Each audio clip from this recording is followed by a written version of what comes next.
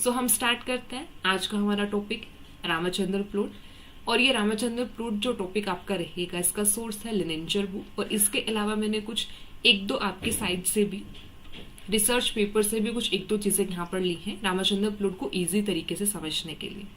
सो हम स्टार्ट करेंगे रामचंद्र प्लॉट को। अब जैसे देखो ये जो प्लॉट यहाँ पर रहेगा आपने ये देखा होगा जरूर, इस टाइप का प्लॉट रहता है और इस टाइप के प्लॉट से कुछ ना कुछ एग्जाम में क्वेश्चन आते ही हैं। तो आज हम इस प्लॉट को समझेंगे कि ये प्लॉट को रीड कैसे किया जाता है, या फिर अगर मतलब कैसे हम यहाँ पे सेकेंडरी स्ट्रक्चर्स को यहाँ पे डिपिक्ट करते हैं इस प्लॉट की हेल्प से। बट एक चीज होता है कि ये जो प्लॉट यहाँ पर होगा हम डायरेक्टली इस प्लॉट को नहीं समझेंगे। इस प्लॉट को समझने के लिए आपके कुछ इंपॉर्टेंट बेसिक कॉन्सेप्ट्स है जो वो क्लियर होने चाहिए, तभी आप इस प्लॉट को क्लियरली समझ पाओगे। तो पहले हम वो समझेंगे जिसमें आपको यहाँ पे सबसे पहले जो इम्पोर्टेंट जो पता होना चाहिए वो आपका यहाँ पर रहेगा डायहेड्रल एंगल्स और टॉर्जन एंगल्स, या फिर इन्हीं को और बोला जाता है रोटेशनल एंगल्स। तो हम समझेंगे पहले कि डायहेड्रल एंगल्स, टॉर्जन एंगल्स या फिर रोटेशनल एंगल्स होते क्या है। अब देखो ये जो एंगल्स यहाँ पर हैं, इन एंगल्स को समझने के लिए सबसे पहले तो आपको पेप्टाइड बैकबोन बनाना आना चाहिए कि कोई भी पेप्टाइड चेन है उसकी जो बैकबोन रहती है या फिर जो मेन चेन होती है उसका क्या सीक्वेंस होता है और उसे कैसे बनाते हैं। तो पहले हम वो समझेंगे, फिर साथ के साथ वहां पे देखेंगे कि कौन कौन से बॉन्ड्स वहां पर होते हैं, बॉन्ड्स के अराउंड रोटेशन कैसे वहां पर होती है, रोटेशन होती है तो कौन से टाइप के एंगल्स वहां पर आते हैं। तो ये सब कुछ हम पहले सीखने वाले हैं और इसी से फिर हम सीखेंगे यहाँ पे रामचंद्र प्लॉट के बारे में। सो जैसा कि देखो यहाँ पर एक पेप्टाइड चेन यहाँ पे ड्रॉ की गई है।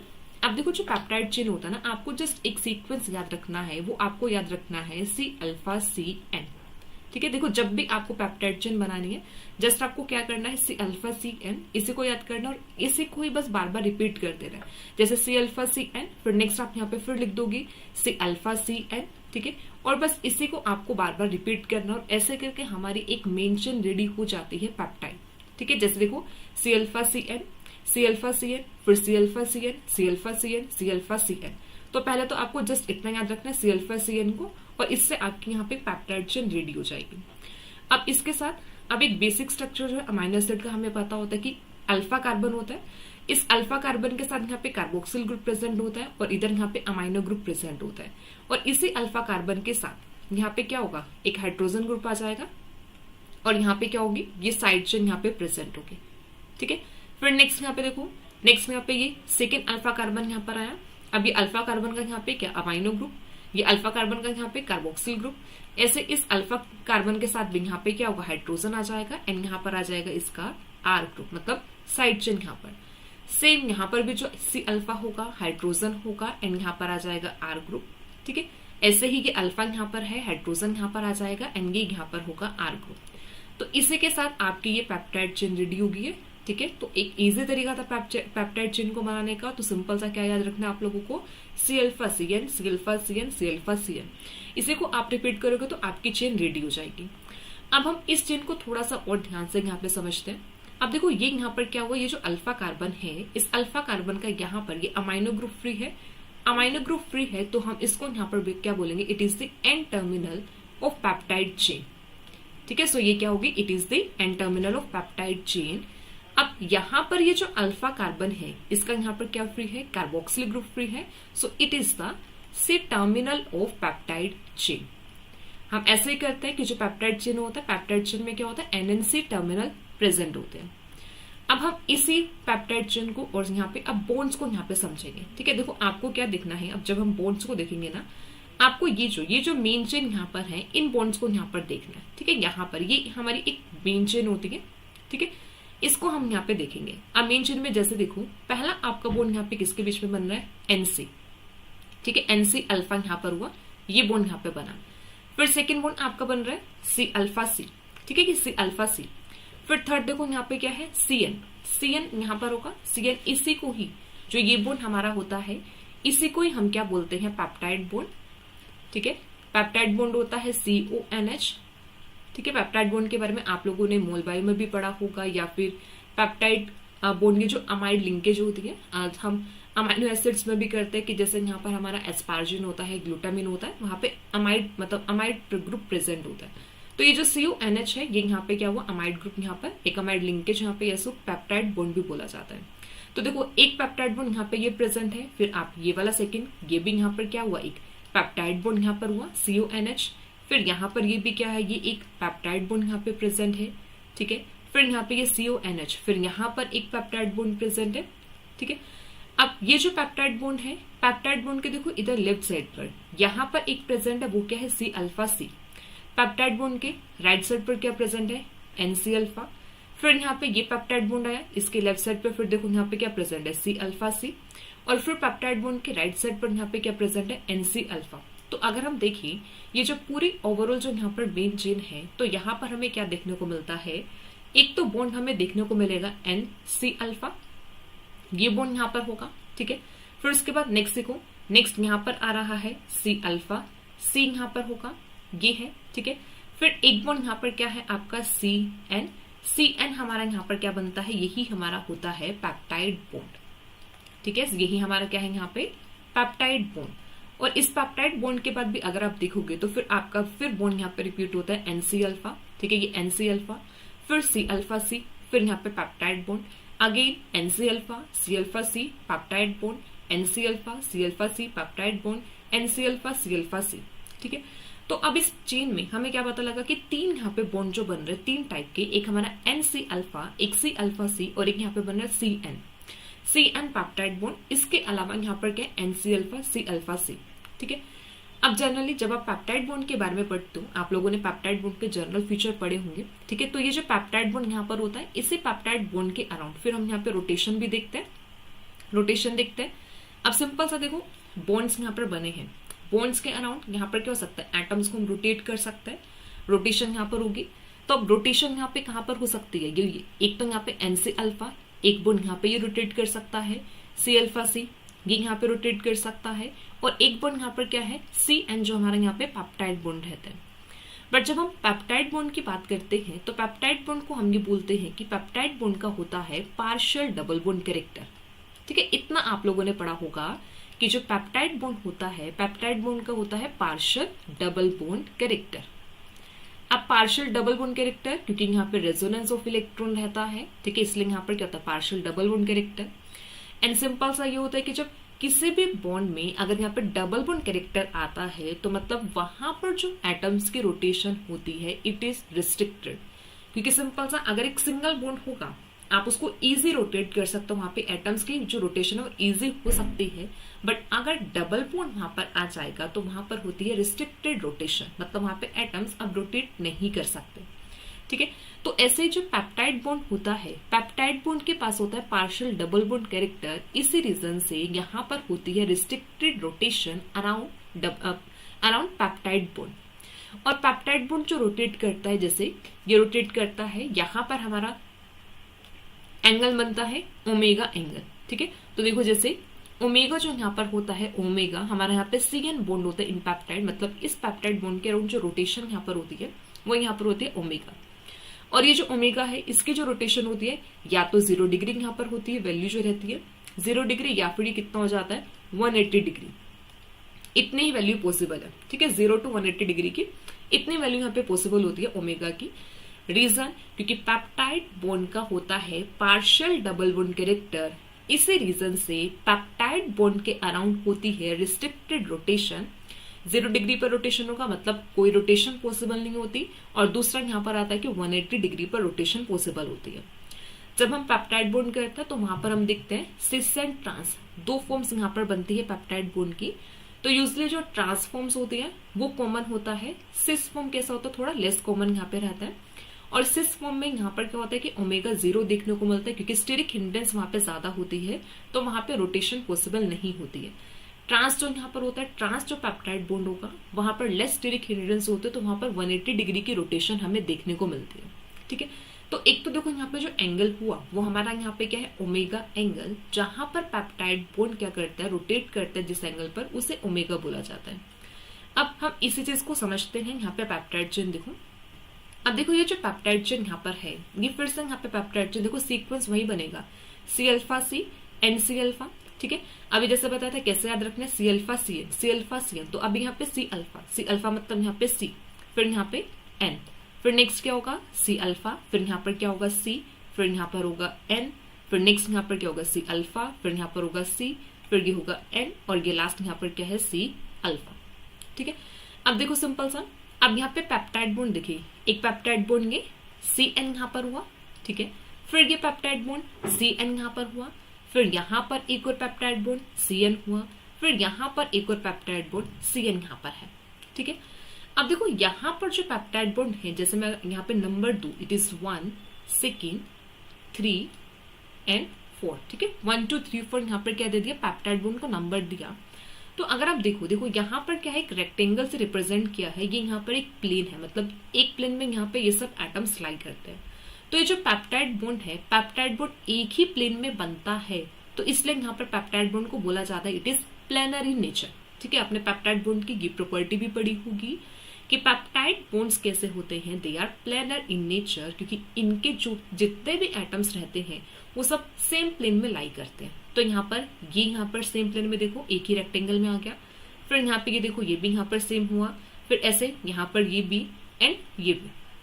ठीक है, तो यहाँ पे जैसे 4 प्लेन्स यहाँ पर है, इन प्लेन्स में यहाँ पर क्या होता है, पेप्टाइड, यहाँ पे पेप्टाइड बॉन्ड प्रेजेंट है, और जिस एंगल से ये पेप्टाइड बॉन्ड रोटेट करता है वो यहाँ पर क्या है ओमेगा। जैसे देखो पेप्टाइड बॉन्ड की यहाँ पर ना लेंथ भी दे रखी है, 1.32 एंगस्ट्रॉम यहाँ पर होता है जो पेप्टाइड बॉन्ड की लेंथ होती है। इसी के साथ यहाँ पे मेंशन किया हुआ एनसी अल्फा, सी अल्फा, सी सी एन, जो हमने क्या था कि यही रिपीटिंग यूनिट होती है, N C alpha, C alpha, C N. ठीक है, अब एक चीज देखो, अब एक्चुअल में अब पेप्टाइड बॉन्ड का तो थोड़ा सा हमें इतना पता होना चाहिए, क्योंकि जब हम पेप्टाइड चेन के बारे में करते हैं, सेकेंडरी स्ट्रक्चर्स करते हैं, प्रोटीन का स्ट्रक्चर देखते हैं, तो हमें इतना पेप्टाइड बॉन्ड के बारे में पता होना चाहिए, मेन चेन ड्रॉ करनी आनी चाहिए और हमें इतना नॉलेज हो। बट अभी हमारा देखो, अभी हमें रामचंद्रन प्लॉट समझना है, तो रामचंद्रन प्लॉट को समझने के लिए एज सच हमारा पेप्टाइड बॉन्ड इंपॉर्टेंट नहीं है, या फिर एज सच हम ओमेगा एंगल हमारा इंपॉर्टेंट नहीं होता। यहाँ पर हमारे जो 2 अदर बॉन्ड्स यहाँ पर रहते हैं वो इंपॉर्टेंट होते हैं। इसका भी रीजन देखो, अब सिंपल सा हमने क्या बोला कि जो पेप्टाइड बॉन्ड है, पेप्टाइड बॉन्ड के अराउंड क्या है, रोटेशन रिस्ट्रिक्टेड है। अब अगर पेप्टाइड बॉन्ड के अराउंड रोटेशन रिस्ट्रिक्टेड है, बट यहाँ पे 2 अदर बॉन्ड्स भी तो प्रेजेंट है।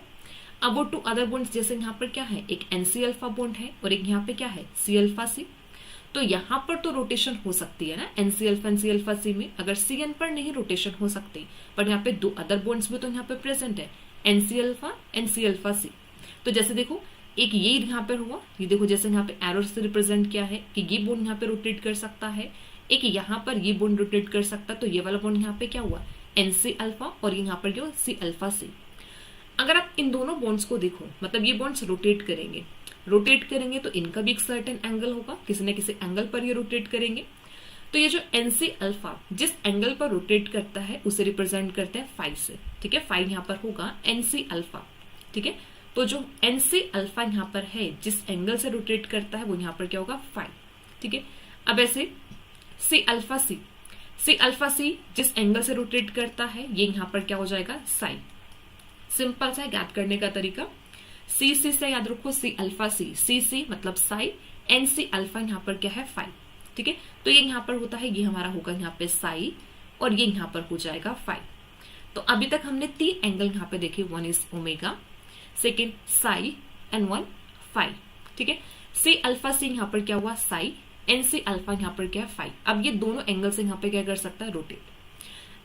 अब देखो इन एंगल्स को अगर हम ध्यान से यहाँ पर देखिए तो देखो एक एंगल यहाँ पे ये बन रहा है, मतलब ये यहाँ पर हुआ, दूसरा एंगल यहाँ पे ये बन रहा है, तो देखो एक प्लेन यहाँ पर ये है और दूसरा प्लेन यहाँ पर ये है, तो ये कैसे बन रहा है 2 प्लेन्स के बीच में बन रहा है। देखो समझो कि कैसे यहाँ पे 2 प्लेन से। ठीक है, तो ये तो एक तो यहाँ पे एक प्लेन के ये यहाँ पर बना, दूसरा यहाँ पे दूसरा एंगल यहाँ पर बना, तो ये कहाँ पर बन रहा है बिटवीन 2 प्लेन्स यहाँ पे ये एंगल्स बनते हैं, तो इसलिए इनको बोला जाता है डाइहेड्रल एंगल्स। ठीक है, तो डाइहेड्रल एंगल्स इनको क्यों बोलते हैं, क्योंकि हमारे जो फाई एंड साई एंगल्स होते हैं दे फॉर्म बिटवीन 2 प्लेन्स। ठीक है, ये कहां पर बनते हैं 2 प्लेन्स में बनते हैं, इसलिए इनको यहां पर क्या बोला जाता है डाइहेड्रल एंगल्स। अब जनरली देखो क्या होता है ना कि जो डाइहेड्रल एंगल है ना, इसमें हम जनरली कुछ केसेस में मतलब ओमेगा को भी इंट्रोड्यूस कर देते हैं, इंक्लूड कर देते हैं, बट ओमेगा के अराउंड रिस्ट्रिक्शन यहाँ पे रोटेशन रहती है, तो इस रीजन से ओमेगा नेग्लिजिबल होता है, तो वो डायहेड्रल एंगल में उसको नेग्लिजिबल ही किया जाता है। वैसे तो डायहेड्रल एंगल का मतलब ही होता है कि जो क्या करते हैं, टू प्लेन्स के बीच में जो एंगल्स बनते हैं उन्हें डायहेड्रल बोला जाता है।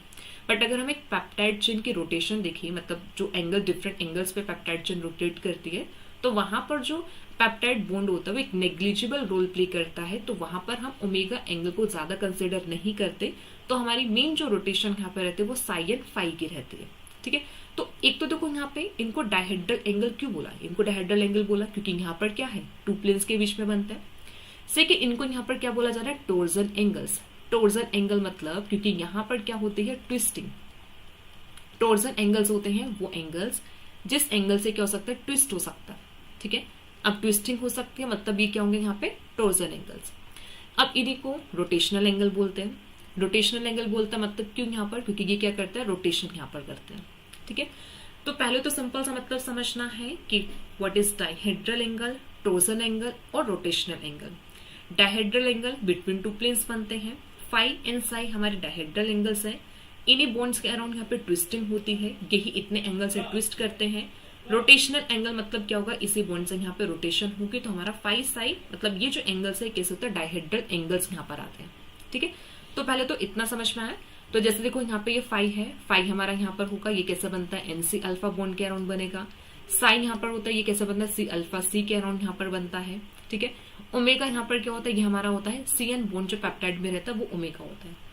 अब इसी के साथ साथ देखो यहाँ पर अब एक और बॉन्ड, एक और एंगल भी यहाँ पर मेंशन है, ये और वो एंगल यहाँ पर है काई एंगल। ठीक है, यहाँ पर क्या है, ये होगा यहाँ पे काई एंगल। अब ये जो काई यहाँ पर होता है ये होता है साइड चेन एंगल। ठीक है, जैसे देखो ये आर ग्रुप है, ठीक है, यहां से ये रोटेशन हो सकती है, इस बॉन्ड की भी यहाँ पे रोटेशन हो सकती है। ठीक है, साइड चेन में, साइड चेन के जो एंगल यहाँ पर होंगे ये यहाँ पर होते हैं काई। ठीक है, मेन चेन में हमारे 3 एंगल बनते हैं, 3 एंगल यहाँ पर होता है phi psi omega, and side chain का जो एंगल यहाँ पर होता है वो यहाँ पर आता है काई एंगल। ठीक है, अब एक चीज देखो, जैसे अब हमने यहाँ पे क्या बोला, हमने रोटेशन की बात की। हमने जब ओमेगा की रोटेशन थी हमने क्या बोला कि ओमेगा में क्या प्रेजेंट है, partial double bond character present है, तो इस रीजन से वहां पर रोटेशन रिस्ट्रिक्टेड होती है। मतलब वहां पर रोटेशन कैसे पॉसिबल है, 0 डिग्री और 180 डिग्री, इतना मतलब रोटेशन 0 to 180 की वैल्यू यहाँ पे पॉसिबल होती है ओमेगा की। बट जब हम बात करते हैं किसकी, फाई एंड साई की, अब फाई साई में तो देखो यहाँ पर कोई डबल बॉन्ड कैरेक्टर नहीं, जैसे यहाँ पर इस बॉन्ड के अराउंड तो कुछ भी डबल बॉन्ड कैरेक्टर नहीं है, ऐसे इस बॉन्ड के पास भी कोई भी डबल बॉन्ड कैरेक्टर नहीं है। जब इनके पास डबल बॉन्ड कैरेक्टर नहीं है then they are free to rotate. ठीक है, ये क्या कर सकते हैं, फ्रीली रोटेट कर सकते हैं।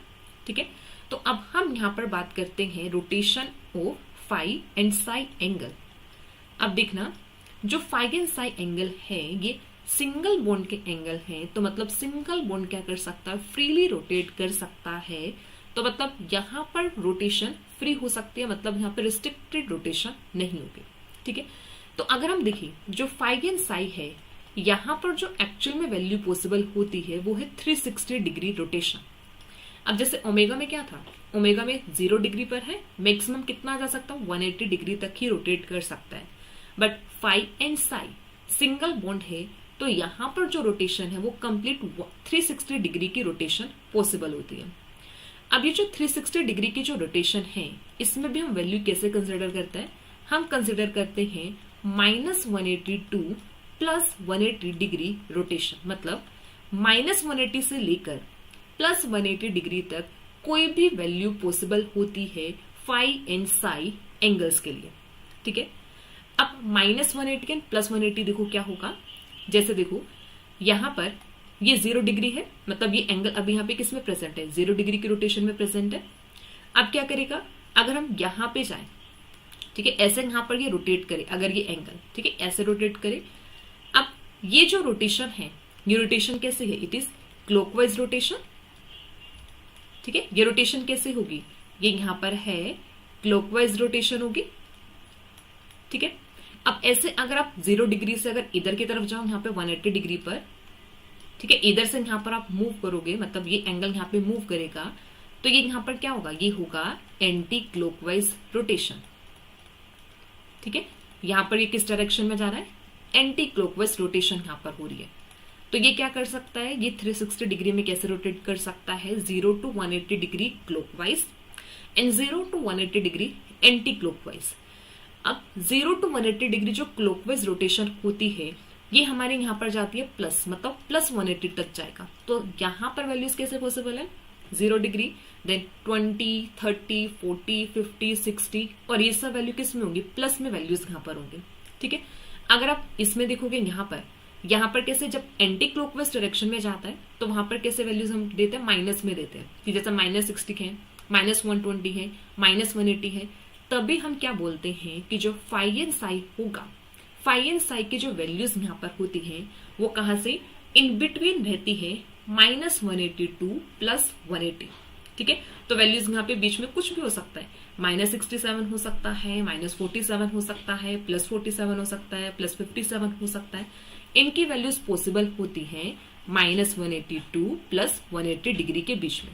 ठीक है, एक तो आपको ये पॉइंट याद रखना है कि जो फाई एंड साई एंगल्स होते हैं इनकी जो रोटेशन है वो पॉसिबल कितना है, -180 टू +180 तक ये रोटेट कर सकता है। ये फ्री है रोटेट करने के लिए, -180 टू +180।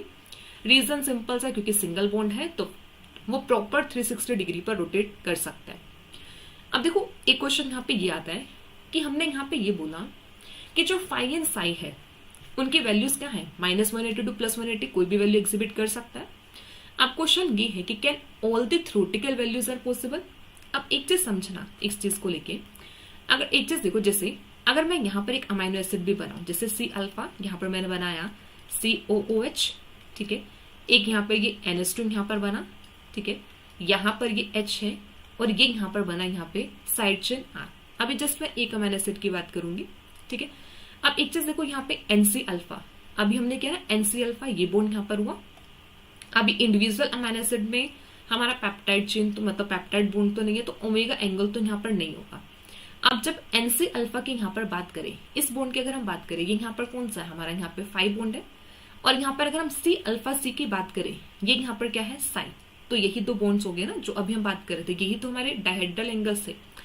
अब जब हमने पूरी पेप्टाइड चेन यहाँ पे बनाई तो पेप्टाइड चेन में ये एंगल्स कहाँ पर आ रहे थे, दो प्लेन्स में यहाँ पर आ रहे थे, तो हमने उनको डायहेड्रल एंगल बोला। लेकिन अगर हम एक इंडिविजुअल अमाइनो एसिड की बात करें तो यहाँ पर एक तो NC-अल्फा बॉन्ड रोटेट कर सकता है, एक C-अल्फा C यहाँ पे बॉन्ड रोटेट कर सकता है, NC-अल्फा यहाँ पे 5 है, C-अल्फा C यहाँ पर क्या है साई होगा, और साइड चेन में ये हमने क्या था कि यहाँ पे काई एंगल होगा जहां से ये क्या कर सकता है, रोटेट कर सकता है। ठीक है, अब हम मेन ये लेके चल रहे हैं क्योंकि हमारा मेन क्या होता है ना, हमारी बैकबोन होती है, मेन चेन होती है, वही मेन चेन एक्चुअल में डिसाइड करती है हमारा यहाँ पे प्रोटीन का स्ट्रक्चर कैसा होगा। ठीक है, जब हम डिफरेंट सेकेंडरी स्ट्रक्चर्स की बात करते हैं या फिर जो फोल्डिंग यहाँ पर होती है, इंटरेक्शन यहाँ पर होती है, तो हमारा मेन चेन मेन कंसिडर होता है, इंपॉर्टेंट रहता है। ठीक है, अब मैं जस्ट एक इंडिविजुअल अमाइनो एसिड की बात करती हूँ।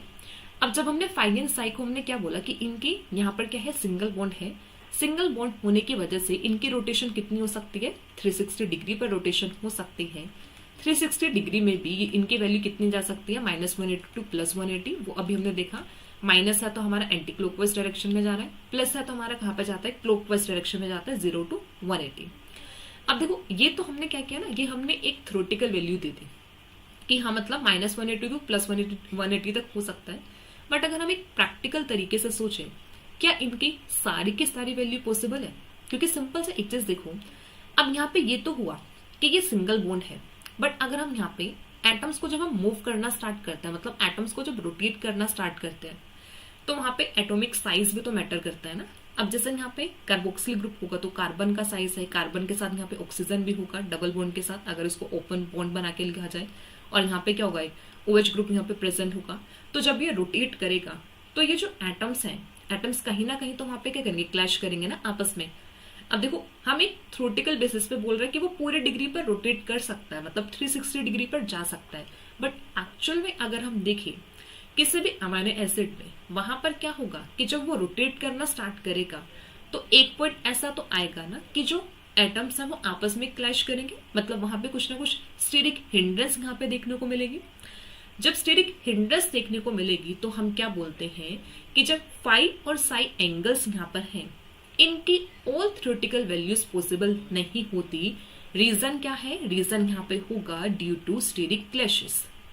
ठीक है, स्टेरिक क्लैशेस होने की वजह से वहां पर इनकी all values are not possible, तो मतलब फाई एंड साई की भी होती है रिस्ट्रिक्टेड रोटेशन। अब एक चीज समझना, जो हमने पेप्टाइड बॉन्ड किया है वहां पर तो हमने बॉन्ड की ही प्रॉपर्टी करी कि जो बॉन्ड है, बॉन्ड ही कैसा है, डबल बॉन्ड है, इसलिए वहां पे रोटेशन नहीं है। लेकिन हम फाई एंड साई में क्या बोल रहे हैं कि बॉन्ड तो रोटेट कर सकता है 360 डिग्री पर, बट वो क्यों नहीं करेगा, क्योंकि वहां पर एटम्स के बीच में होते हैं स्टीरिक क्लैशेस, होते हैं स्टीरिक हिंड्रेंस होते हैं। इसी रीजन से all theoretical values are not possible for the phi and psi. This shows the restricted rotation. अब जैसे एक इंडिविजुअल अमाइनो एसिड में बोला, इंडिविजुअल अमाइनो एसिड में भी कुछ ना कुछ वहां पर क्या होगा, रिस्ट्रिक्टेड रहेगा रोटेशन। अगर मैं यही चीज बैकबोन की बात करूं, मतलब पॉलीपेप्टाइड बैकबोन, अब वहां पे भी तो सेम है, वहां पे भी तो क्लैशेस होंगे। ठीक है, सिंपल से समझो। जैसे यहाँ पर देखो, अगर हम ये पेप्टाइड चेन देखें, अब देखो अगर यहां से ये चीज रोटेट करनी है तो यहाँ पे भी तो क्या होगा, मतलब क्या करेंगे, एटम्स यहाँ पे क्या करेंगे, स्टीरिक क्लैशेस यहाँ पे शो करेंगे, हिंडेंस यहाँ पर होगी। तो यहाँ पर क्या होता है कि इनकी ऑल वैल्यूज यहाँ पे पॉसिबल नहीं होती। तो देखो जैसे यहाँ पर मेंशन भी है। ठीक है, अब ये लेरेंजर में ये लाइन एज इट इज लेरेंजर से ली गई है, वहां पर ये मेंशन है कि जनरली हम देखें कि जो फाई एंड साई है इनकी कोई भी वैल्यू हो सकती है बिटवीन -180 एंड +180, बट इनकी बहुत सारी values are prohibited by the steric interferences between the atoms in the polypeptide backbone and amino acid side chain। Simple सा यहाँ पे अमाइनो एसिड साइड चेन होगी, तो वहां पे कुछ बल्कि साइड चेन भी हो सकती है, सिंपल साइड चेन भी हो सकता है। तो जब ये रोटेट करेगा तो इनके बीच में यहाँ पर क्या आ जाएंगे, कुछ स्टीरिक इंटरफेरेंसेस यहाँ पर होंगी, मतलब स्टीरिक क्लैशेस यहाँ पर होंगे, जिससे वो रोटेट नहीं कर पाएगा। ठीक है, तो अब एक चीज यहाँ से समझना है कि फाई एंड साई 360 डिग्री पर रोटेट कर सकते हैं, बट वो रोटेट नहीं करते हैं किसी भी अमाइनो एसिड में या फिर पॉलीपेप्टाइड बैकबोन में। रीजन क्या होता है, क्योंकि वहां पर आती है स्टीरिक क्लैशेस, एटम्स का साइज मैटर करता है, एटम्स का साइज मैटर करने की वजह से वहां पे रोटेशन कैसे हो जाती है, रिस्ट्रिक्टेड स्टीरिक हिंड्रेंस होती है। ठीक है, तो आई होप इतना तो आप लोगों को क्लियर हुआ होगा कि जो हमने टोर्जन एंगल यहाँ पे किए, मतलब फाई एंड साई होते क्या है, इनकी ऑल वैल्यूज पॉसिबल है या फिर नहीं है। देखो फाई एंड साई को समझना इंपॉर्टेंट है, मैंने स्टार्टिंग में भी बोला है इंपॉर्टेंट है, क्योंकि इसी से आपको रामाचंद्रन प्लॉट की क्लैरिटी मिलेगी। तो इन दोनों एंगल्स के बारे में जितना आपको नॉलेज हो उतना होना चाहिए, तभी आप प्लॉट को सही से समझ पाओगे। ठीक है, अब देखो हमने यहाँ पे टोर्जन एंगल के बारे में समझ लिया, उनकी रोटेशन के बारे में भी देखा। अब क्वेश्चन आता है, what is the significance of Trojan angles, कि ये जो टोर्जन एंगल की हम रोटेशन की बात कर रहे हैं, रिस्ट्रिक्टेड रोटेशन की बात कर रहे हैं, तो एक्चुअल में इनकी इंपॉर्टेंस क्या है, इनका सिग्निफिकेंस क्या है। अब यहाँ पे 3 इंपॉर्टेंट सिग्निफिकेंस यहाँ पर आते हैं about the Trojan angle. First होता है, जो टोर्जन एंगल्स हैं it promote the protein folding. ठीक है, प्रोटीन फोल्डिंग को प्रमोट करते हैं। जैसे सिंपल से एक बात समझना, अब हम प्रोटीन फोल्डिंग समझते हैं, प्रोटीन फोल्डिंग करते हैं। अब हमारे पास कोई पेप्टाइड चेन पहले क्या होता है, लीनियर फॉर्म में प्रेजेंट है, मतलब अपने प्राइमरी फॉर्म में, फिर यहाँ पर क्या बनता है, कुछ हेलिकल फॉर्म बनता है, या फिर वो किस में होती है, अपनी बीटा प्लेटेड शीट में आता है, और फिर इन्हीं के यहाँ पर क्या होता है, टर्शियरी स्टेट में जाता है, तो फोल्डिंग यहाँ पर होती है। ठीक है, अब हर एक जो प्रोटीन है, एवरी प्रोटीन, इनके यहाँ पर क्या होता है, एक यूनिक कन्फॉर्मेशन है। यूनिक कन्फॉर्मेशन मतलब हर एक का एक फोल्ड करने का तरीका अपना एक यूनिक है। ठीक है, अब एक चीज देखो, जब एक पेप्टाइड चेन फोल्ड कर रही है तो एक्चुअल में वहां पे कैसे फोल्डिंग वहां पर पूरी होगी। अब है तो ये लीनियर पेप्टाइड चेन ना, लीनियर पेप्टाइड चेन में बॉन्ड्स क्या है, पेप्टाइड बॉन्ड है, या फिर यहाँ पे क्या है, जैसे हमने यहाँ पे NC alpha C alpha C किया, तो जब इन एंगल्स के अराउंड रोटेशन होगी तभी तो एक पेप्टाइड चेन फोल्ड हो सकती है ना। अब पेप्टाइड बॉन्ड तो ऑलरेडी वहां पे कैसा है, रिस्ट्रिक्टेड फॉर्म में, डबल बॉन्ड में प्रेजेंट है, तो वहां पर तो रोटेशन हो ही नहीं सकती, क्योंकि हमने ऑलरेडी बोल दिया रिस्ट्रिक्टेड है, डबल बॉन्ड कैरेक्टर वो एग्जिबिट कर रहा है, partial double bond character exhibit कर रहा है, तो वहां पर तो रोटेशन नहीं हो सकती। तो रोटेशन के लिए बचे क्या यहाँ पर, वो बचे हमारे NC alpha and C alpha C। ठीक है, अब इनके रोटेशन है, इसी वजह से तो प्रोटीन क्या कर सकते हैं, वो फोल्ड हो सकते हैं। ठीक है, अब फोल्ड होंगे तो मतलब प्रोटीन के यहाँ पर क्या होगी, एक यूनिक कन्फर्मेशन। अब एक चीज हम देखते हैं कि जितने भी एंजाइम्स हैं या फिर हमारे जितने भी प्रोटीन्स रहते हैं, सबकी अपनी अपनी वो टर्शियरी स्टेट में फंक्शनल होता है, तो वो फोल्डेड फॉर्म में, मतलब सबकी एक यूनिक कन्फर्मेशन होती है। अब देखो टोर्जन एंगल कैसे हेल्प करते हैं, जैसे एक पर्टिकुलर प्रोटीन है, ठीक है, उस पर्टिकुलर प्रोटीन का एक पर्टिकुलर टोर्जन एंगल की वैल्यू होगी, मतलब वहां पर फाई एंड जो साई है इनकी एक पर्टिकुलर वैल्यू होगी। ठीक है, कुछ भी वैल्यू यहाँ पर हो सकता है फाई एंड साई की, लेट्स सपोज हम -90 या +90 कुछ भी कंसिडर कर सकते हैं, कुछ भी वैल्यू यहाँ पर होगी कि एक प्रोटीन की टोर्जन एंगल की वैल्यू ये है। अब ये जो टोर्जन एंगल की वैल्यू है वो अब प्रोटीन को वहां पर क्या देगी, उसके यूनिक कन्फर्मेशन। कैसे? अब टोर्जन एंगल की वैल्यू स्पेसिफाई कर दी। लेट्स सपोज यहाँ पे जस्ट फॉर एग्जांपल हम ले रहे हैं, ठीक है, ऐसे ही हम एग्जांपल ले रहे हैं कि फाई की वैल्यू यहाँ पे 60 डिग्री है, ठीक है, और जो साइन यहाँ पर है इसकी वैल्यू यहाँ पर हो जाती है -167। तो अब ये यहाँ पर क्या होगी, ये एक रिस्ट्रिक्टेड वैल्यू है कि अब ये जो पर्टिकुलर प्रोटीन है ये सिर्फ इन्हीं एंगल्स पर रोटेट कर सकता है। ठीक है, पेप्टाइड चेन इन्हीं एंगल्स पर रोटेट कर सकती है। अब जब इन्हीं एंगल्स पर रोटेट करेगी तो जब ये फोल्ड होगा तो सिर्फ इतने एंगल पर ही रोटेट करके वहां पे वो फोल्डेड फॉर्म में प्रेजेंट हो सकता है। अब कोई भी प्रोटीन अब अपने एक यूनिक कन्फर्मेशन में आया, क्यों आया? Due to the restricted rotation of the phi and psi. ठीक है, अब इस चीज को ऐसे भी समझो कि जैसे एक प्रोटीन फोल्ड यहाँ पर होगा, अगर यहाँ पर सारी की सारी वैल्यूज पॉसिबल रहती फाई एंड साई की, तो अब प्रोटीन तो किसी भी डायरेक्शन में फोल्ड कर सकता था। ठीक है, मतलब वहां पे फाई एंड साई किसी भी डायरेक्शन में रोटेट करता तो वहां पे क्या होता, एक प्रोटीन की मल्टीपल कन्फर्मेशन पॉसिबल हो जाती। अगर एक प्रोटीन की मल्टीपल कन्फर्मेशन पॉसिबल होती तो उस प्रोटीन की यूनिक कन्फर्मेशन कैसे रहती? ठीक है, यूनिक कन्फर्मेशन नहीं रहती ना, कि अगर वहां पे वो मल्टीपल डायरेक्शन में फोल्ड करता रहता या फिर protein hit and trial method पे चलता कि चलो यहाँ पे फोल्ड करके देखते हैं, इस एंगल पे फोल्ड करके देखते हैं, तो फिर प्रोटीन की यूनिक कन्फर्मेशन नहीं रह पाती ना। तो अब हर एक प्रोटीन को अपनी यूनिक कन्फर्मेशन चाहिए, तभी वो क्या कर पाएगा, डिफरेंट होगा सब प्रोटीन से, अपना वो फंक्शन परफॉर्म करेगा। तो उसके लिए वहां पर क्या चाहिए, उसके लिए चाहिए एक स्पेसिफिक वैल्यू चाहिए फाई एंड साई एंगल्स की, सो दैट वो प्रोटीन अपनी एक यूनिक कन्फर्मेशन में प्रेजेंट हो। ठीक है, तो एक तो यहाँ पर क्या है, ये किसको प्रमोट करते हैं, प्रोटीन फोल्डिंग को प्रमोट करते हैं, सो दैट प्रोटीन अपनी एक यूनिक कन्फर्मेशन में वो प्रेजेंट हो सके। तो ये क्या करता है, प्रोटीन फोल्डिंग को प्रमोट करते हैं। सेकेंड समझो, सेकेंड यहाँ पर है इट प्रोवाइड फ्लेक्सिबिलिटी। अब फ्लेक्सिबिलिटी तो प्रोवाइड करेंगे ना, अगर इनके अराउंड रोटेशन पॉसिबल ही नहीं होती तो फिर प्रोटीन फोल्ड कैसे करता? अब प्रोटीन फोल्ड कर रहा है, मतलब प्रोटीन फ्लेक्सिबल है, तभी तो वो क्या कर पा रहा है, फोल्ड कर रहा है। अब ये प्रोटीन को फ्लेक्सिबिलिटी भी दे रहा है कि सो दैट प्रोटीन अपने टर्शियरी कन्फर्मेशन में आ सके। ठीक है, टर्शियरी स्टेट में आ सके, प्रोटीन की फोल्डिंग हो सके। बट रिस्ट्रिक्टेड रोटेशन है, इसलिए प्रोटीन को यहाँ पर क्या मिल रहा है, यूनिक कन्फर्मेशन मिल रहा है कि वो प्रोटीन अपनी ही सिर्फ कन्फर्मेशन में आ सके, जो भी उसके वहां पे फाई एंड साई एंगल्स की वैल्यू रहती है। ठीक है, तो फ्लेक्सिबिलिटी प्रोवाइड करेगी। थर्ड यहाँ पर है 3D स्ट्रक्चर ऑफ प्रोटीन को प्रिडिक्ट कर सकता है। सेम वही कि अगर हमें फाई एंड साई की वैल्यू पता होगी तो हमें पता होगा कि वो जो प्रोटीन है किस मैनर में फोल्ड कर सकता है। ठीक है, कितनी फोल्डिंग वहां पे पॉसिबल है उस प्रोटीन की, क्या यूनिक कन्फर्मेशन वहां पर हो सकती है। तो इससे हम क्या कर सकते हैं, हम 3D स्ट्रक्चर प्रोटीन प्रिडिक्ट कर सकते हैं। तो ये एक इंपॉर्टेंट था यहाँ पे कि जो टोर्जन एंगल्स होते हैं, टोर्जन एंगल्स का यहाँ पे सिग्निफिकेंस क्या रहता है। अब नेक्स्ट देखो आता है, अब हमारा यहाँ पर स्टार्ट होता है रामाचंद्रन प्लॉट। क्योंकि देखो हमने अब फाई एंड साई जो एंगल्स है ना, उनके हमने ऑल एस्पेक्ट समझ लिए। फाई एंड साई एंगल बनते कहाँ पर है, ठीक है, रोटेशन कैसे। अब यहाँ पर हमने रोटेशन भी देखा कि -180 टू +180 पॉसिबल है, बट वो सारी जगह पे रोटेट नहीं करेगा। हर एक प्रोटीन के लिए या फिर एक अमाइनो एसिड के लिए सबकी एक पर्टिकुलर वैल्यू यहाँ पर होती है फाई एंड साई की। ठीक है, अब इसी चीज को स्टडी किया किसने, रामाचंद्रन ने। ठीक है, रामाचंद्रन थे, उन्होंने इसी चीज को स्टडी किया और उन्होंने फिर यहाँ पर दिया एक प्लॉट। ठीक है, अब रामाचंद्रन प्लॉट एक्चुअल में है क्या, एक ये ग्राफिकल रिप्रेजेंटेशन है।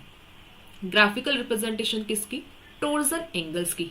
ठीक है, तो ये क्या है, it is the plot of Trojan angles of amino acid residue contain in a peptide. इन्हीं पेप्टाइड की एक ग्राफिकल रिप्रेजेंटेशन हमारे पास होती है रामाचंद्रन प्लॉट। और इसको डिस्कवर किसने किया था, GN रामाचंद्रन ने किया था, और उन्हीं के साथ वहां पर जो और लोग काम कर रहे थे सबने मिलकर यहाँ पर रामाचंद्रन प्लॉट को यहाँ पे डिस्कवर किया, जिसमें उन्होंने यहाँ पर क्या किया, एक प्लॉट यहाँ पे बनाया जिसमें जो 5 वैल्यूज है, 5 वैल्यूज को तो कहाँ पे रखा, एक्स एक्सिस पर रखा, और जो साई वैल्यू यहाँ पर है उसे रखा वाई एक्सिस पर। ठीक है, तो एक ग्राफ बनेगा बेसिकली। ग्राफ में यहाँ पे X axis Y axis values यहाँ पे जाएंगी, -180 टू +180, एक्स एक्सिस पर यहाँ पर आ जाएगा फाई एंड वाई एक्सिस पर यहाँ पर क्या होगा साइन। ठीक है, अब एक्चुअल में देखो जो रामचंद्र प्लॉट था ना, रामचंद्र प्लॉट में एक्चुअल में क्या चीज यहाँ पे प्लॉट किया गया, यहाँ पर प्लॉट किया गया, मतलब ये जो प्लॉट था ये विजुअलाइज करता था कि किस एरिया में जो डायहेड्रल एंगल्स हैं उनकी एनर्जेटिकली अलाउड कन्फर्मेशन है। ठीक है, रामचंद्र प्लॉट में एक्चुअल में क्या देखा कि जैसे सिंपल से एक चीज देखो, अभी एक चीज बताई कि जो डायहेड्रल एंगल्स हैं इनकी सारी वैल्यूज पॉसिबल नहीं है क्योंकि वहां पे स्टीरिक क्लैशेस हो सकते हैं। अब जहां पर भी उनकी वैल्यूज पॉसिबल हैं, मतलब जो भी उनकी वैल्यूज पॉसिबल होंगी तो वो उनके लिए वहां पर क्या होगा, एनर्जेटिकली फेवरेबल होगा ना, एनर्जेटिकली अलाउड वैल्यूज होंगी वो डायहेड्रल एंगल्स की। ठीक है, यही यहाँ पर होगा। अब इसी चीज को रामचंद्रन ने यहाँ पर क्या किया था, अपने प्लॉट में रिप्रेजेंट किया। उन्होंने एरियाज एक्चुअल में बताए कि जहां पर डायहेड्रल एंगल्स जो है वो एनर्जेटिकली फेवरेबल वैल्यूज उनकी वहां पे प्रेजेंट है। ठीक है, अब जो जी.एन. रामचंद्रन थे उन्होंने क्या किया, कंप्यूटर मॉडल्स यहाँ पे लिए छोटे छोटे पेप्टाइड्स के, स्मॉल पेप्टाइड्स के, और वहां पर उन्होंने क्या किया, जो फाई एंड साई थे ना, फाई एंड साई की वैल्यूज को ना चेंज किया। जैसे एक छोटी सी पेप्टाइड ली, उस पेप्टाइड को वहां पर क्या किया, उस पेप्टाइड की फाई एंड साई वैल्यू ली, उस फाई एंड साई वैल्यू को उसको चेंज किया और फिर वहां पे रोटेशन देखी, और उन्होंने फिर देखा कि वो जो पेप्टाइड चेन है उसकी क्या क्या पॉसिबल स्टेबल कंफर्मेशन हो सकती है कि अगर वहां पर फाई एंड साई वैल्यू को चेंज किया जाए। सिंपल सा कैसे एक्सपेरिमेंट किया, मतलब उन्होंने कैसे विजुअलाइज किया, स्मॉल पेप्टाइड चेन्स ली, स्मॉल पेप्टाइड चेन्स को वहां पे कि उनके फाई साई वैल्यू को चेंज करते गए। ठीक है, उन्होंने चेंज किया, चेंज करके फिर उन पेप्टाइड चेन्स के वहां पर क्या देखी, उनकी स्टेबल कंफर्मेशन देखी कि वो जो पेप्टाइड चेन है वो किस एंगल पर स्टेबल कंफर्मेशन शो करते हैं, मतलब किस डायहेड्रल एंगल तक वो स्टेबल कंफर्मेशन शो कर रहे हैं। स्टेबल कंफर्मेशन का मतलब है कि कितने एंगल तक वहां पर स्टीरिक क्लैशेस नहीं हो रही, मतलब स्टीरिक हिंड्रेंस नहीं हो रही। ठीक है, फिर उन्होंने क्या किया, जो ईच कंफर्मेशन यहाँ पे थी, ठीक है, ईच कंफर्मेशन को एग्जामिन किया। ठीक है, एटम्स के बीच में उन्होंने क्लोज कॉन्टेक्स्ट जो वहां पे थे उन सबको वहां पे एग्जामिन किया। ठीक है,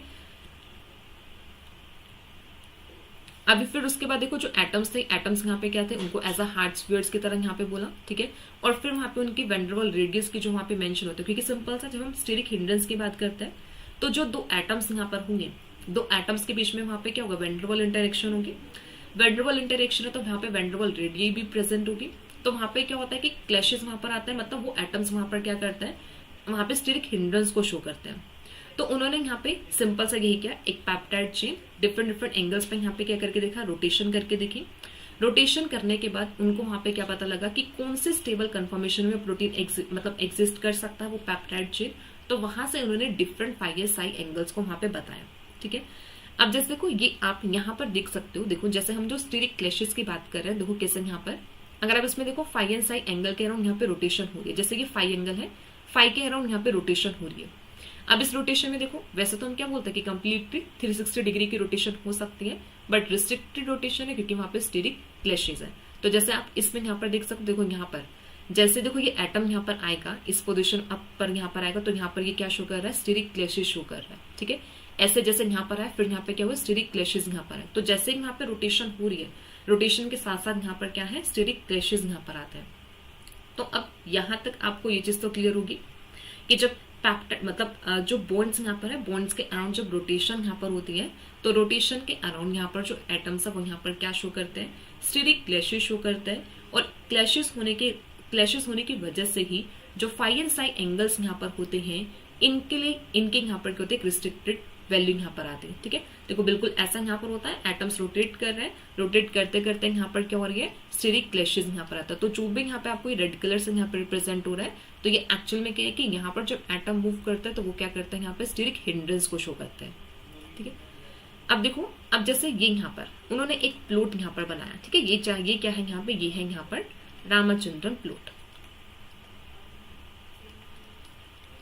अब हम पहले रामचंद्र प्लॉट यहाँ पे देखते हैं। देखो यहाँ पे उन्होंने एक्स एक्सिस पर अभी देखो उन्होंने क्या रखा था, साई यहाँ पे रखा, वाई एक्सिस पर यहाँ पे क्या था, फाई। अब साई की देखो यहाँ पे -180 एक्स एक्सिस है तो ये -180 यहाँ पर आएगा, 0 यहाँ पर है, और यहाँ पे ये +180। ऐसे यहाँ पर ये जो वाई एक्सिस यहाँ पर होगा, ये यहाँ पे क्या -180 0 और ये +180। इसको ऐसे भी समझो जैसे नॉर्मल हम करते हैं ना, जब ग्राफ बनाते हैं हम एक्स एक्सिस बनाते हैं, वाई एक्सिस बनाते हैं। तो एक्स एक्सिस के यहाँ पर क्या होते हैं, पॉजिटिव वैल्यू यहाँ पर आती है और यहाँ पे एक्स एक्सिस की नेगेटिव वैल्यू आती है, ठीक है। और यहाँ पर अगर हम देखें कि जो वाई एक्सिस यहाँ पर होता है, वाई एक्सिस के यहाँ पर पॉजिटिव वैल्यू होती है एंड यहाँ पर वाई एक्सिस की कैसे आती है, नेगेटिव वैल्यू। और ये यहाँ पर क्या होता है, यहाँ पे जीरो यहाँ पर आता है, जीरो वैल्यू। तो यही चीज यहाँ पे रिप्रेजेंट किया। ये यहाँ पर क्या हुआ, ये वाई एक्सिस यहाँ पर है जिसमें यहाँ पर क्या हुई, इसकी यहाँ पे जीरो वैल्यू यहाँ पर आई है। तो अब यहाँ पे सब वैल्यूज यहाँ पे कैसे हुई, पॉजिटिव वैल्यू जीरो के अब और जीरो के बिलो यहाँ पर कैसे सब नेगेटिव वैल्यू। ऐसे यहाँ पे जो एक्स एक्सिस यहाँ पर हुआ, ये यहाँ पे जीरो वैल्यू यहाँ पर है, यहाँ पर ये नेगेटिव आया, यहाँ पर ये पॉजिटिव। अब देखो जब रामचंद्रन ने उन्होंने जब ये मतलब वो जब ये कर रहे थे कि उन्होंने पेप्टाइड चेन ली, पेप्टाइड चेन की वैल्यूज को चेंज करके, फाई एंड साई की वैल्यूज को चेंज करके स्टेबल कंफर्मेशन वो बता रहे थे। जब उन्होंने स्टेबल कंफर्मेशन बताया तो फिर उन्होंने प्लॉट बनाया। अब उस प्लॉट में उन्होंने दो रीजन बताए, ठीक हो। उस प्लॉट में क्या बताया उन्होंने, दो रीजन। एक रीजन तो यहाँ पे क्या बोला कि एक रीजन यहाँ पे कैसा होता है, डिसअलाउड रीजन, ठीक है। एक तो उन्होंने क्या बताया कि एक रहता है डिसअलाउड रीजन, ठीक है। और एक रीजन इन्होंने यहाँ पर बताया अलाउड रीजन, ठीक है। एक यहाँ पे बताया डिसअलाउड और एक बताया अलाउड। अब देखो अलाउड एंड डिसअलाउड रीजन का मतलब क्या है, ठीक है। अब एक चीज देखना, जब वो पेप्टाइड चेन को लेके डिफरेंट डिफरेंट एंगल्स यहाँ पे मेजर कर रहे थे, स्टेबल कंफर्मेशन देख रहे थे, तो जिस एंगल पर उन्हें स्टीरिक क्लैशेस मिले तो उन्होंने क्या बोला कि वो जो एंगल है वो एक डिसअलाउड रीजन है या फिर एक डिसअलाउड एंगल है कि उतने डिग्री की वैल्यू पर जो फाई एंड साई एंगल है वो क्या शो करता है, स्टीरिक क्लैशेस शो करते हैं, ठीक है। समझो इस चीज को कैसे, देखो अलाउड एंड डिसअलाउड का मतलब क्या है कि जैसे आपने भी एक पेप्टाइड चेन ली, आपने फाई और साई एंगल के अपने वैल्यूज को आप चेंज करके बस रोटेट करते जा रहे हो, तो रोटेट कर रहे हो तो आपको कुछ ऐसी वैल्यूज फाई एंड साई की मिलेंगी जहां पर वो क्या शो करेगा, स्टीरिक क्लैशेस शो करेगा, मतलब वहां पे स्टीरिक हिंड्रेंस शो करेगा। तो जहां पर फाई एंड साई वैल्यूज जो है वो स्टीरिक हिंड्रेंस शो करती हैं, मतलब रोटेशन जिस वैल्यूज पर रिस्ट्रिक्टेड हो जाती है, वो रोटेट नहीं कर पाता है, उसको हम क्या बोल देते हैं, डिसअलाउड, ठीक है। जैसे देखो अगर ये जो पूरा का पूरा प्लॉट यहाँ पर है, इसमें ये जो व्हाइट वाला एरिया है ना, ये पूरा का पूरा जो व्हाइट एरिया है, इसको यहाँ पे क्या बोला उन्होंने, डिसअलाउड रीजन। एक प्लॉट बनाया, अब ये जो पूरा का पूरा एरिया यहाँ पर बना, इसे क्या बोला, डिसअलाउड रीजन। जैसे अगर आप ये एरिया देखो, ये चीज यहाँ पर देखो, यहाँ पे फाई की वैल्यू, साई की वैल्यू कितनी आ रही है, 60 डिग्री, और ये जो फाई है, फाई की वैल्यू कितनी यहाँ पर आ रही है, -120 डिग्री। तो उन्होंने क्या बोला कि ये जो एरिया है, मतलब ये जो यहाँ पे एंगल हुआ, ये एंगल यहाँ पर क्या शो करता है, इस एंगल पर वो जो फाई एंड साई है वो स्टीरिक क्लैशेस शो करते हैं। तो इसी रीजन की वजह से ये वाला जो एंगल यहाँ पर होगा ये क्या है, डिसअलाउड एंगल, ठीक है। हम इसको ऐसा समझ सकते हैं, हम इसको ऐसे समझ सकते हैं कि जो हमारे यहाँ पर जैसे हम फाई एंड साई एंगल्स यहाँ पर होते हैं, जो टोर्जन एंगल यहाँ पर होते हैं, टोर्जन एंगल हम दो टाइप के यहाँ पे बोल सकते हैं कि एक हमारा यहाँ पे कैसा होगा, अलाउड हो जाएगा, मतलब जहां पर स्टीरिक क्लैशेस नहीं है, it is the allowed angle. और एक एंगल हमारा यहाँ पर क्या हो जाएगा, डिसअलाउड, मतलब जहां पर स्टीरिक क्लैशेस हैं वो क्या होगा, डिसअलाउड एंगल। तो अब जैसे मैंने अब एक वैल्यू यहाँ पे ली, तो ये वैल्यू यहाँ पे क्या है कि 60 डिग्री -120, तो यहाँ पर वो एंगल क्या शो करता है, स्टीरिक क्लैशेस शो करता है। तो मतलब ये एंगल यहाँ पर क्या होगा, इनका डिसअलाउड एंगल। तो जितना भी व्हाइट एरिया यहाँ पर है, ठीक है, आप कहीं पर भी कुछ भी रिप्रेजेंट कर दो, व्हाइट एरिया कहीं पर भी होगा ना, कुछ भी डॉट पे, किसी भी डॉट पर आप ये एंगल अगर आप देखोगे ना, तो एंगल आपको पता लगेगा कि इस एंगल पर वो जो वहां पे पर्टिकुलर फाई एंड साई है वो क्या शो करता है, वो उनके लिए एनर्जेटिकली फेवरेबल एरिया नहीं है, तो वो वहां पर क्या है, डिसअलाउड रीजन वहां पर होगा। तो उन्होंने प्लॉट में ही बता दिया कि जहां पर टोर्जन एंगल की वैल्यूज प्रोहिबिटेड है, उस एरिया को उन्होंने क्या बोला, डिसअलाउड रीजन, ठीक है।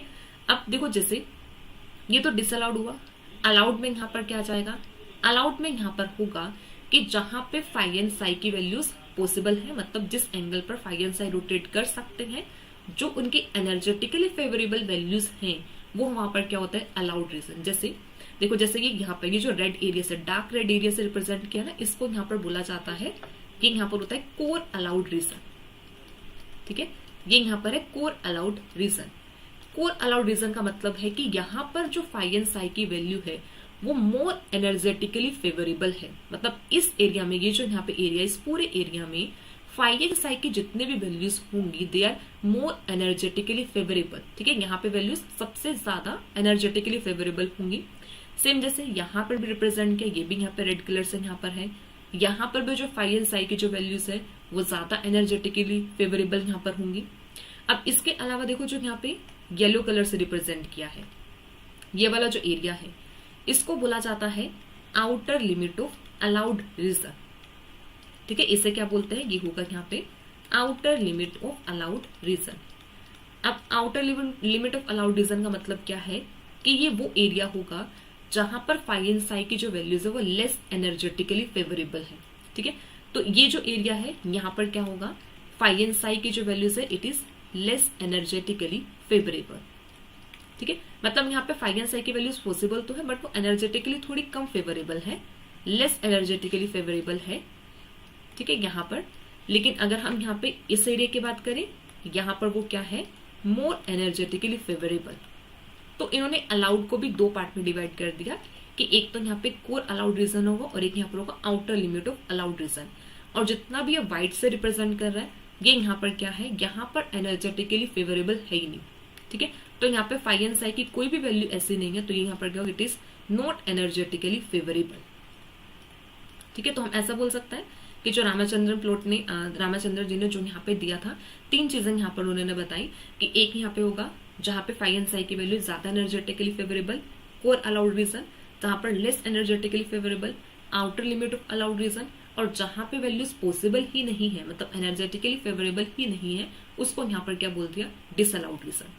अब जैसे जो ये आपका मतलब ये वीडियो यहाँ पर है इसमें देखो यहाँ पर क्या दिया, यहाँ पे जैसे जैसे ये रोटेट कर रहा है, अब जैसे यहाँ पे देखो ये स्टीरिक क्लैशेस यहाँ पर, तो ये जो एंगल यहाँ पर आएगा मतलब ये वो एंगल है जो यहाँ पर क्या होगा जहां पे रोटेशन पॉसिबल है, मतलब ये एंगल हम क्या बोल देंगे, यहाँ पर ये डिसअलाउड एंगल होगा। ठीक है, तो इस एरिया में जैसे यहाँ पर ये स्टीरिक क्लैशेस हुए तो स्टीरिक क्लैशेस में ये क्या हो, यहाँ पे डिसअलाउड एंगल, यहाँ पर जहां जहां पर ये रोटेट कर रहा है मतलब स्टीरिक क्लैशेस नहीं हो रहे तो वहां पर क्या हो जाएगा, अलाउड एंगल। ठीक है, ऐसे यहाँ पर इधर यहाँ पर डिसअलाउड एंगल यहाँ पर आ रहा है क्योंकि यहाँ पे ये दोनों एटम्स क्या करे, स्टीरिकली हिंड्रेंस यहाँ पर शो करेंगे, यहाँ पर ये दोनों एटम यहाँ पर स्टेरिकली हिंड्रेंस शो कर रहा है, तो ये दोनों एरिया यहाँ पर क्या हो जाएंगे, डिसअलाउड, और बाकी जैसे वो वैल्यू मतलब रोटेट करता जा रहा है वो वहां पर क्या हो जाएंगे, अलाउड एंगल्स। तो ये एक प्लॉट था रामचंद्रन प्लॉट, जिसमें यहाँ पर क्या हुआ, तीन एरियाज यहाँ पे बताएं फाई एंड साई की वैल्यूज के बेसिस पर ही कि कहाँ पर एनर्जेटिकली फेवरेबल है और कहाँ पे एनर्जेटिकली फेवरेबल नहीं है। अब इसी को यहाँ पर देखो एक और यहाँ पे डायग्राम दिया है, देखो ये जो यहाँ पर है फिर से यहाँ पर ये आया, अब ये जो डार्क वाला पार्ट वही से ये वाला यहाँ पे क्या हुआ, कोर अलाउड रीजन, मतलब यहाँ पे इनकी वैल्यूज कुछ ऐसे पॉसिबल यहाँ पर है कि यहाँ पे ये रोटेट कर पा रहे हैं मतलब ये फेवरेबल होगा, एनर्जेटिकली फेवरेबल होगा।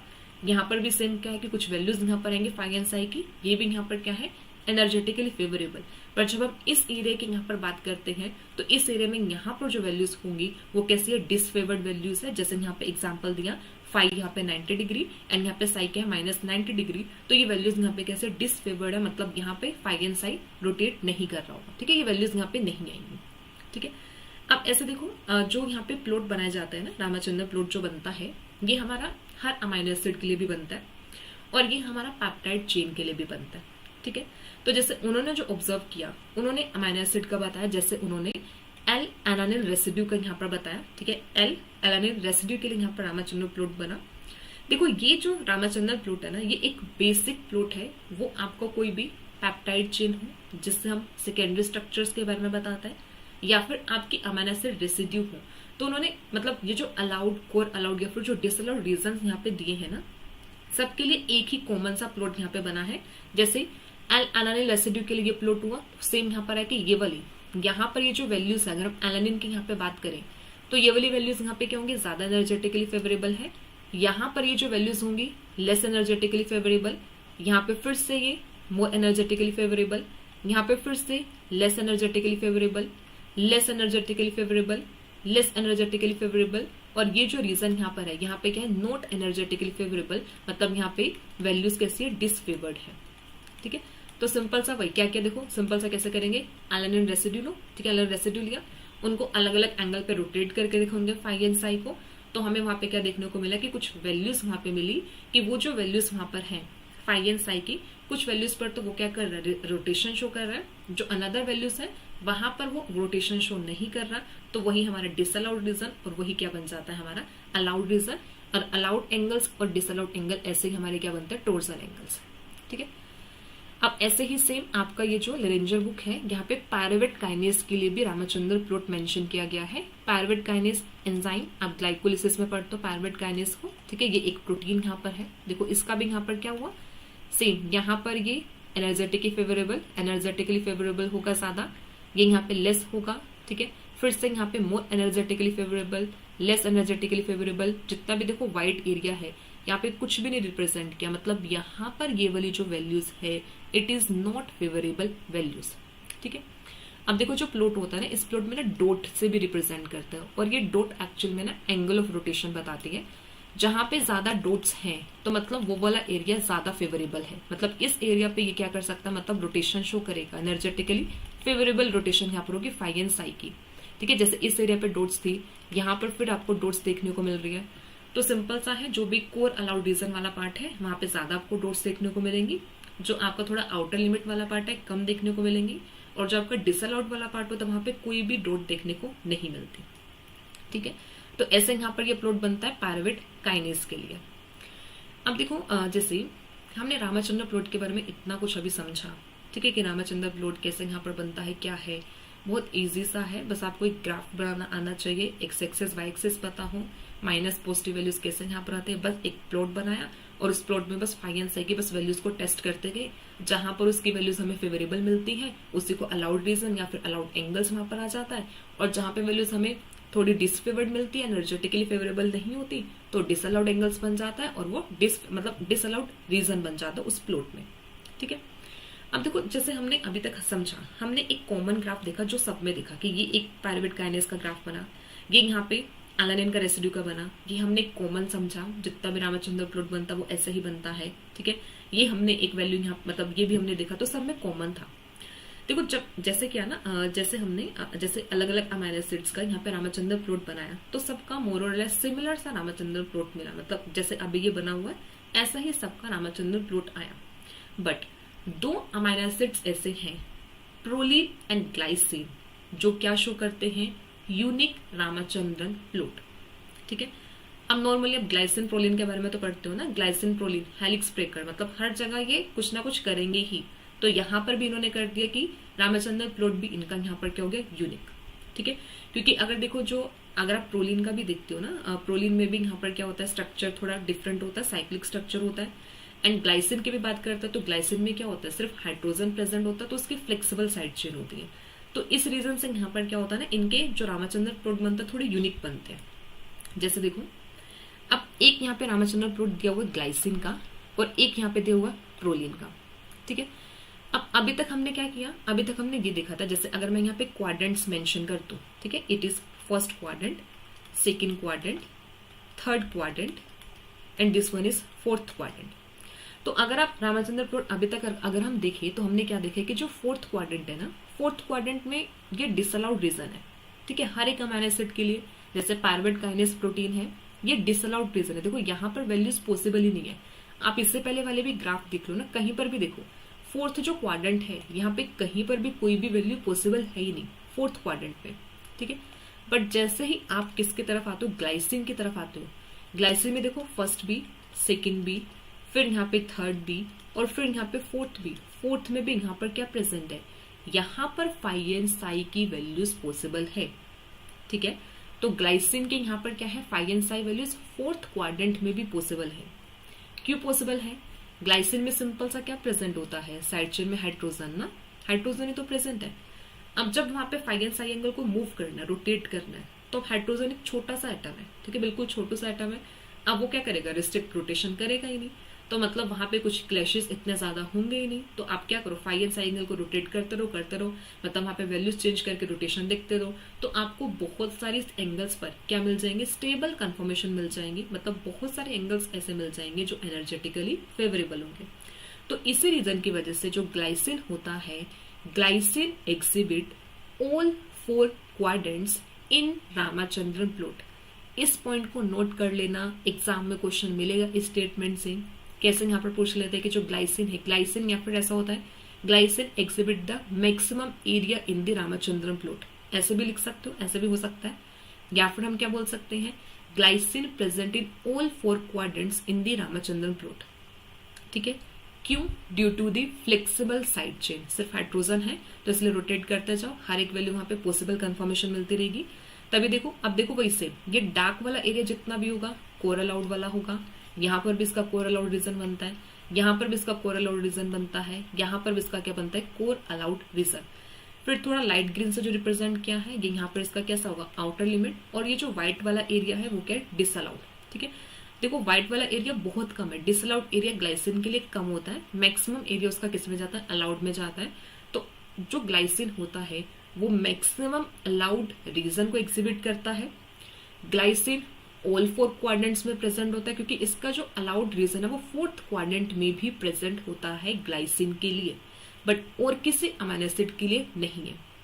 क्वेश्चन हमेशा एक्सेप्शन से ही बनते हैं। ठीक है, रामचंद्र प्लॉट के जैसे ग्लाइसिन प्रोलिन से ही क्वेश्चन बनता है। ठीक है, अभी तक बेसिकली क्या है कि जो रामचंद्र प्लॉट से जो आपके क्वेश्चंस आए हैं ना, वो आपके क्वेश्चंस आए हैं कि सेकेंडरी स्ट्रक्चर से है, वो भी अभी हम देखेंगे कि कैसे सेकेंडरी स्ट्रक्चर से डिपिक्ट हम करते हैं, वो भी अभी आएगा। बट एक्चुअली अभी तक सेकेंडरी स्ट्रक्चर से आए, अभी तक आपके इंडिविजुअल अमीनो एसिड से प्लॉट्स नहीं बने। स्टेटमेंट बेस्ड क्वेश्चन तो जरूर बने बट प्लॉट्स नहीं बने। तो आप प्लॉट थोड़ा सा बस एक माइंड में रखना, जब ग्लाइसिन का प्लॉट आएगा तो ऐसा कुछ प्लॉट बनेगा, क्योंकि 4 क्वाड्रेंट्स में आपको देखने को मिलेगा। अब हम ऐसे प्रोलिन का देखते हैं कि प्रोलिन में क्या एक्सेप्शन यहाँ पर आती है। अब देखो जो प्रोलिन है, अब प्रोलिन में यहाँ पर देखो, यहाँ पर क्या हुआ, अब इसका देखो, इसका सबसे लिस्ट एरिया ये ऑक्यूपाई करता है। ठीक है, जो प्रोलिन है ये लिस्ट एरिया ऑक्यूपाई करता है, मतलब इसका सबसे कम अलाउड रीजन होगा।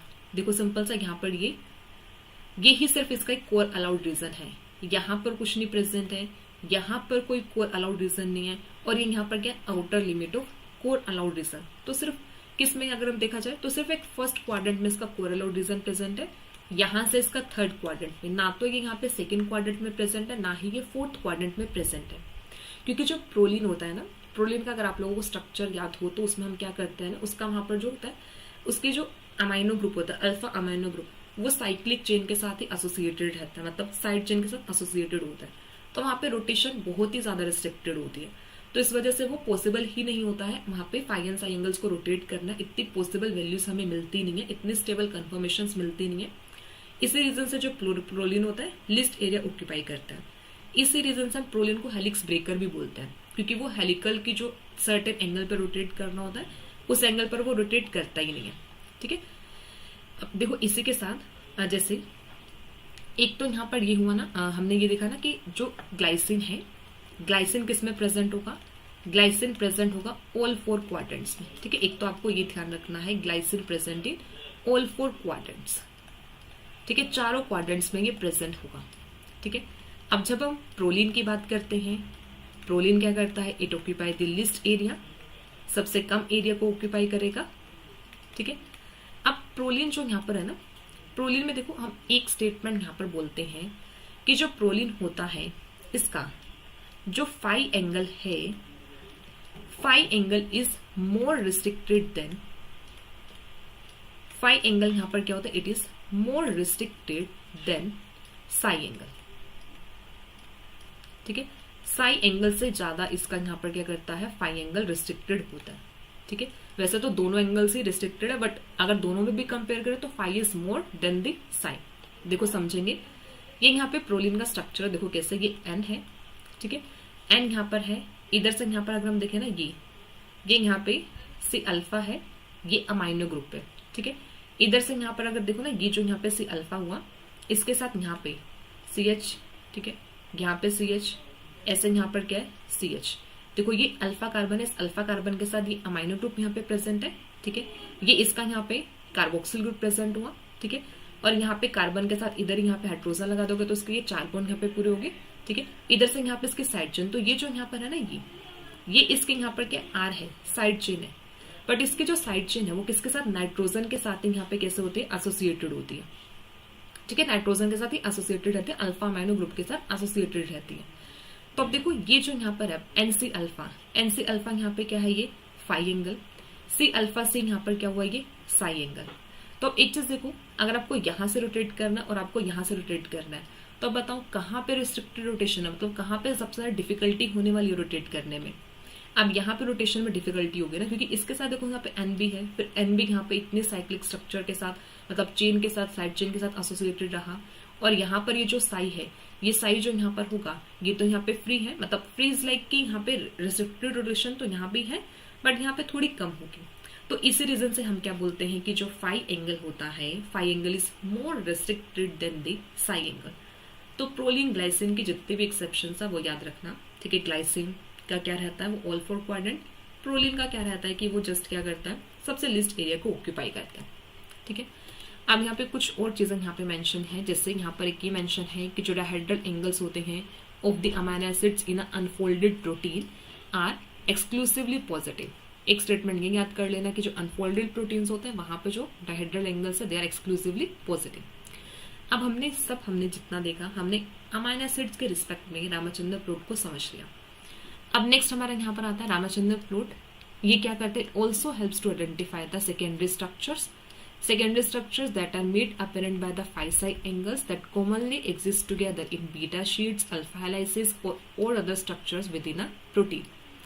तो अब सिंपल सा जब हम रामचंद्र प्लॉट की बात करते हैं, एक तो अमीनो एसिड्स के बारे में, दूसरा रामचंद्र प्लॉट हमें हेल्प करता है सेकेंडरी स्ट्रक्चर्स के बारे में भी बताने में। जैसे हम क्या करते हैं, अल्फा हेलाइसिस मतलब अल्फा हेलिकल स्ट्रक्चर देखते हैं, बीटा शीट्स देखते हैं, या हमारे जितने भी टर्न्स रहती हैं। हेलिकल में भी हमारा 310 हेलिक्स होता है, 3.6 13 रहता है, पाई हेलिक्स होता है, डिफरेंट टाइप के हेलिकल स्ट्रक्चर है, राइट हैंडेड है, लेफ्ट हैंडेड है, तो सबकी अपनी अपनी फाई एंड साई की वैल्यू होगी ना। तो अभी तो आप इतना तो आप समझ पा रहे हो कि जितने भी यहाँ पे डायहेड्रल एंगल्स होंगे, फिर जितने भी प्रोटीन्स होंगे, सबकी अब अपनी अपनी एक specific phi and psi value होगी, ठीक है। कि उसी पे जैसे सेकेंडरी स्ट्रक्चर है, सेकेंडरी स्ट्रक्चर की कुछ फाई एंड साई वैल्यू वहां पर होगी अल्फा हेलिकल चेन की, उसी वैल्यू पे वो फाई एंड साई प्रेजेंट है, तभी तो हम क्या बोल पा रहे हैं कि वो हेलिकल स्ट्रक्चर को अटेन कर रहा है, क्योंकि उसकी वो एक स्पेसिफिक वैल्यू है, ठीक है। ऐसे बीटा शीट्स में यहाँ पर होगा, ऐसे टर्न्स में भी होगा, सब में यहाँ पर आएगा। तो हम यहाँ पर सबकी पहले वैल्यूज यहाँ पर देखते हैं। जैसे देखो यहाँ पे मेंशन है अल्फा हेलिक्स की वैल्यू कितनी होती है, -57 -47। बीटा कन्फर्मेशन में एंटी पैरेलल बीटा शीट है, पैरेलल बीटा शीट है, 139 + 135। अच्छा, ये जो अल्फा हेलिक्स है ना, ये भी आपके राइट हैंडेड अल्फा हेलिक्स की वैल्यूज है, ठीक है। राइट हैंडेड अल्फा हेलिक्स की वैल्यू है। कोलाजन ट्रिपल हेलिक्स की वैल्यू यहाँ पे, beta turn type 1, type 2, type 1 में भी यहाँ पे देखो I+1, I+2, I+1, I+2। अच्छा देखो, अब क्वेश्चन ये आता है कि ये सारी वैल्यूज याद करनी है, क्योंकि याद करने से तो हमें थोड़ा सा डर लगता है, कितने सारी वैल्यूज को याद कैसे करेंगे। अब सिंपल सा देखो, अगर आपको वैल्यूज नहीं भी याद होती ना, मत करो, ठीक है। जस्ट आपको क्या याद रखना है, आपको ये याद रखना है कि फाई की वैल्यू माइनस कब हो रही है, पॉजिटिव कब हो रही है। जैसे राइट हैंडेड अल्फा हेलिक्स में यहाँ पर क्या दोनों वैल्यूज किस में, नेगेटिव में, ठीक है, बोथ वैल्यूज नेगेटिव है। अब बीटा कन्फर्मेशन मतलब बीटा शीट्स में देखो नेगेटिव भी है, पॉजिटिव भी है, नेगेटिव भी है, पॉजिटिव भी है।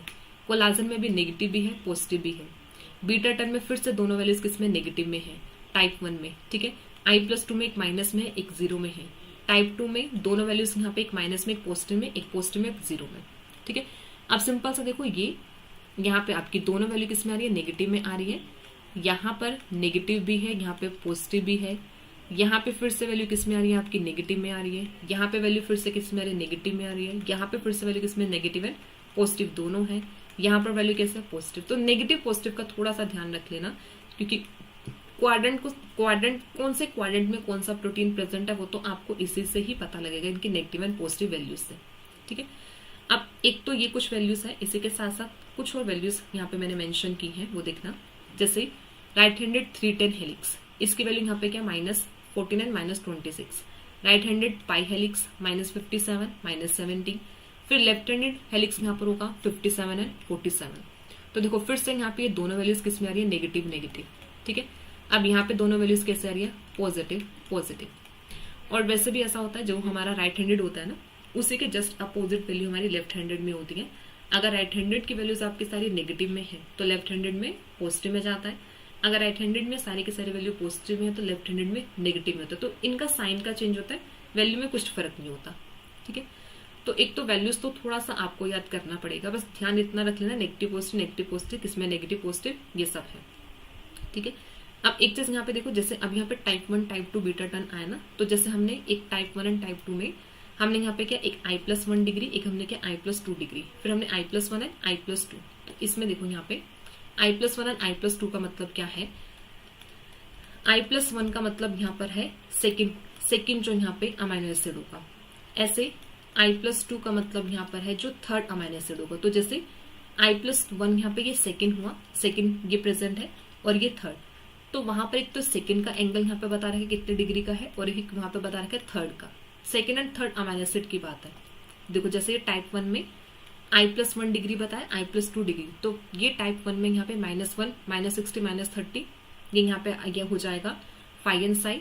ऐसे यहाँ पे I+2 मतलब ये थर्ड अमाइनो एसिड होगा, -19 0 डिग्री पे रोटेशन शो करता है, तो ये second and third amino acid basically है। ऐसे यहाँ पे second and third amino acid यहाँ पर होंगे, ये टाइप 1 बीटा टर्न है और यहाँ पे टाइप 2 बीटा टर्न। अब यहाँ पर देखो जो टाइप 1 बीटा टर्न होगा, इसमें जो सेकेंड अमाइनो एसिड रेसिड्यू वो यहाँ पर क्या होता है प्रोलीन, और टाइप 2 बीटा टर्न में जो थर्ड अमाइनो एसिड रेसिड्यू वो यहाँ पर क्या है ग्लाइसिन। तो ये इन अमाइनो एसिड रेसिड्यू की फाई एंड साई की वैल्यूज यहाँ पर आपको दी है, ठीक है। अब बस आपको इन्हीं वैल्यूज से बनाना है रामचंद्रन प्लॉट, ठीक है। अब सिंपल सा एक तो इतना सबको ध्यान में होगा कि अगर यहाँ पे फाई, यहाँ पे क्या होगा फाई नेगेटिव में होगा, और यहाँ पे साई भी किस में आएगा नेगेटिव में आएगा, ठीक है। यहाँ पर अगर हम इस क्वाड्रेंट में देखें, यहाँ पर साई नेगेटिव में होगा, बट हमारा अब ये जो फाई है वो पॉजिटिव में आ जाएगा। यहाँ पर अब साई जो होगा पॉजिटिव में आ जाएगा, फाई भी यहाँ पर क्या होगा पॉजिटिव में होगा।